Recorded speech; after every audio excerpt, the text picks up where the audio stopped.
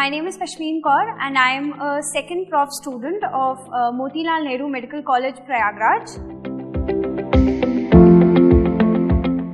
I subscribe to DigiNerve especially for the microbiology subject, and because a lot of my seniors suggested me to use it. DigiNerve helped me to integrate both the things with the clinical aspects and the conceptual theoretical part of the subjects.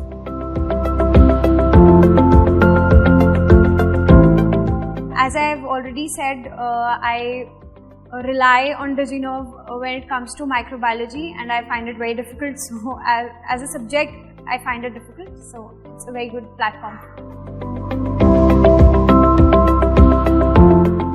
The clinical case, this is the best thing that DigiNerve has did, including the CBME modules. No other platform has added competency-based modules in their program. So this is a very good thing that DigiNerve has integrated.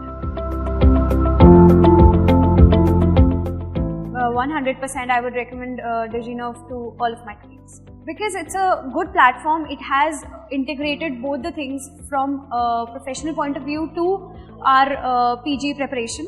So it's like a blend of both the things. So I would suggest people to use it. Top bane wahi jiska guide ho sahi.